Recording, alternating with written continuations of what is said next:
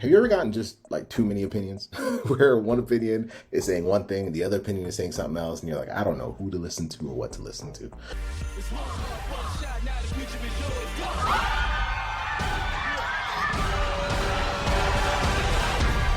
Maybe one opinion is saying, you know what, you should always have backup careers just in case. Another opinion is saying, don't have backup careers. And then the other one says, oh, only apply to schools that are local because, I don't know, all schools are the same. And another opinion says, no, apply to the schools that are the best match for you. And then another says, if you don't have a 4.0, you don't have a good chance of getting into PT school because you're not competitive. You have to have a 4.0. You have to have a really high GPA. And this other opinion says, oh, you can have a low GPA, but there's things you can do to stand out and still basically build yourself back up and get into PT school even if you have a low GPA. You have all these different perspectives and it stresses us out because as students, maybe you felt this before, but sometimes we don't know who to listen to, what to listen to, why, how, and it really makes us go crazy. And this is where a lot of us lean towards what we're most afraid of. When we're confused, we typically lean towards what we're most afraid of, which is rejection. Like we're afraid of getting rejected. So we tend to believe that we're probably going to do all this work. What if I do all this work? What if I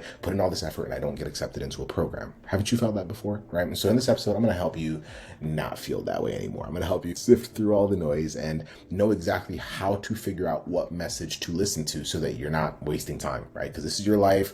We got things to do. You got career plans and life plans, and we want to make sure that it's well worth it. Before I dive in, my name is Joseph Gui. I am a physical therapist. I'm also a PT school acceptance coach and one of the co-founders of Pre-PT Groundwork. For years, we've helped students like you get into PT school. And a big part of it is helping students sift through the BS, like sift through the noise, because it's noisy. It's noisy because we got opinions from mom and dad. We got opinions from our advisors. We got opinions from the PT we're shadowing at, where we have opinions from online. You got threads telling you one thing. You got pages telling you another thing. It's what is it that I need to listen to? Like, how do I figure out what's confusion, what is actually helping, and what is not? And so let's talk through it. How do I cut through the noise as a student? 3 steps.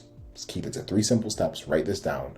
And then whenever you're not sure who to listen to or what to listen to, come back to these 3 steps and you'll be okay. Is that fair? This is literally what we tell our students to do because they're fighting a lot of other noises. And typically we just tell them, just listen to what we're telling you because we've just done this for a long time. But anyway, here's how you can figure out if you're listening to the right source or not. Okay. So number 1, source matters. So when I say source matters, I'm basically saying have whoever I'm listening to, have they been down the path that I'm on before? Have they been down this path before? So imagine I grew up in the Midwest and not far from where I grew up, there was a forest. And so in that forest, you could tell where people had walked. Like, have you ever walked like down a trail where you're like, oh yeah, it looks like a lot of people have walked here? And how do you know? You typically know because it's visible. It usually has dirt because it means that obviously whatever bushes were there have been stepped on. It's usually pretty smooth because over time it's just been compact. It's usually wider because a lot of people have walked down that path before. And yeah, that's how it's an old path, right? How do you know something's new? Maybe it has a few footsteps on it, but it still has a lot of bushes and plants and whatnot. That's a path that's maybe just been created by someone that just walked through that path once. And so as a student, the source matters. Have they been down this path before? Is this something they're familiar with? Have they been a physical therapist? Have they gone through the application process? Have they studied for the GRE themselves? Because if they haven't, then what they're doing is they're using their own life experience to help you with something that they truly don't know much about. Does that make sense? Here's why this is important. Because take physical therapy versus applying to medical school. There's differences in even that, right? Take physical therapy versus applying to law school. There's differences in that. Take physical therapy versus applying to nursing school. There are differences in that. So if I'm having someone that has never been down this path before guiding me through this general lens, then they might give me tips that are not even relevant to becoming a physical therapist. Does that make sense? Like, here's one that I see a lot. I've had students get advice or be told that they should go to a prestigious school, a prestigious physical therapy school, whatever that means. And I get it. I get it because for some professions, that does actually matter. Where some schools just hold more weight, some schools will equal better jobs afterwards. But for physical therapy, it's not the case at all. In fact, it's completely opposite, right? For physical therapy, you just need to go to a school that's accredited. That's it, right? If they're accredited, you're good, right? Now, because they have to be accredited, then now we can spend more time looking at, do they match me from a stats point of view? Do they match me based off of the cost? Because I'd rather go to a school that's $80K versus a school that's $230K. Does that make sense? And so this is why getting guidance or listening to people that have been down the path before is super, super important. That's why we're doing this session, because this session is to help you sift through the noise. This is making sense, right? So source matters. If if they haven't been down the path before, then they might give you advice that is not meant for you. And so this is huge, right? So that's point number one. Write it down, super important. That has wasted a lot of students some years, and for other students even has led them to just quit entirely and just pick something else. I actually have 5 classmates who were told by someone that had never been down this path before that they would never be good enough because their grades were low, and they listened, unfortunately. But since then, we've seen students get into school after starting with GPAs that were even lower. So clearly what they were told was not true, but they were being guided by someone that had never been down the path before. You with me? Cool. Point number 2 is experience matters. How many other people have they helped down the path? Not only are they familiar with the path, but how many other people have they helped get there? And the reason why this is important is because if someone's giving you advice, you don't want them to give you one-dimensional advice, right? So let's say, for example, I became a physical therapist, and let's say my GPA was like a 3.9. So I had a 3.9, and then let's say I get accepted, but the only story that I know up close is my own. And let's say you come in and you have a 2.7 GPA, right? Now, let me ask you a question. This is not rocket science. This is not a complicated question either, right?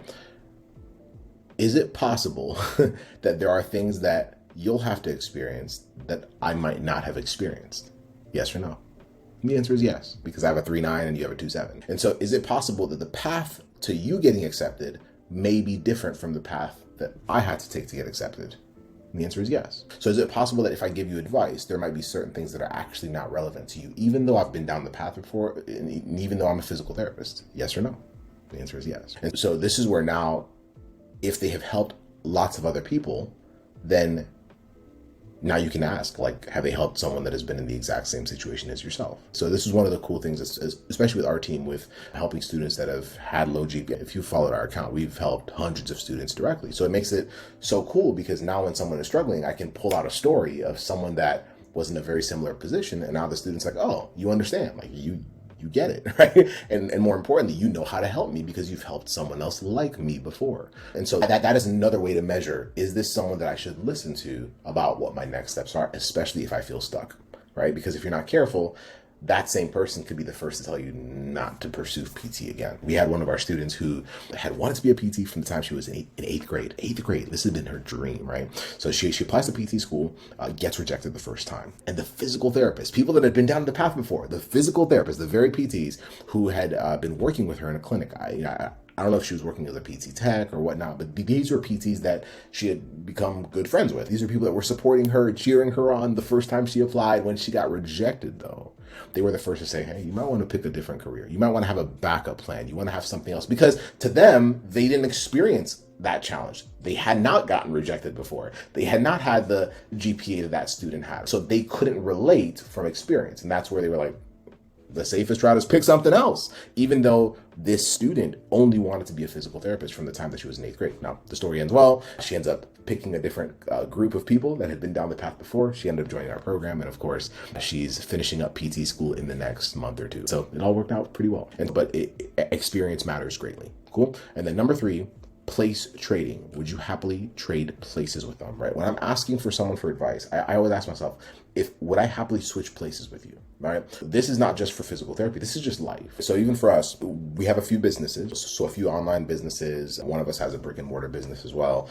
And so we've hired business coaches like over the years, right? And one of our first business coaches, who's still a good friend of ours, the reason why we hired them was because we saw ourselves trading places with them, meaning that like the life they were living, I was like, yeah, I would happily trade places with you, meaning that the path you took to get to where you are right now is the path that I also want to take as well. So if I would not want to trade places with you, then that means that you might lead me down a path that I don't want, because usually when someone gives you advice, they're usually giving you advice from experience or from what they know. And so ask yourself, would I happily trade places with this person? If I'm taking advice from someone that is not happy with their career, would I happily trade places with them? Yes or no? If the answer is no, then is that who I should be listening to? And so these are some of the questions I want you to ask yourself, right? Source matters, experience matters, place trading also matters, right? Would I trade places with them? And that's how you cut through the BS as a student. That's how you make better decisions. That's how you always take massive strides towards what you want. And if you don't do that, then you are left guessing. So just ask yourself, is that what you want? Is that the game that you want to play? Do you want to risk having to get rejected multiple cycles before you get in? Do you want to risk having to pick a different career? Do you want to risk giving up on your dream? Or do you want to say, no, I'm going to do this regardless of what it takes? And I want to leverage the wisdom of other people that have been on this path, who have dealt with the challenges, who know what's really at stake, who are able to help me collapse time by not making the same mistakes they did, by not making the same mistakes the students they've helped have made. And so that's what gives you a massive edge as a student. And that's what will help you get into PT school, regardless of where you're at, regardless of whether you have a low GPA, regardless of whether you've been rejected before, you struggle with standardized tests, whatever the case may be, it's very possible for you to get accepted. Hopefully that helped. If there's someone that needs to hear this, who's been feeling lost or overwhelmed or doesn't know who to listen to or where to go, send them this recording. And of course, be sure to like and subscribe, and we'll see you on the next session. And if you want to learn more, if you're like, yo, I want help from people that have done this before, go to preptguides.com and we got you. We got some free resources for you to get you started. But for the time being, have an amazing one. We'll talk soon. Keep crushing it. Bye.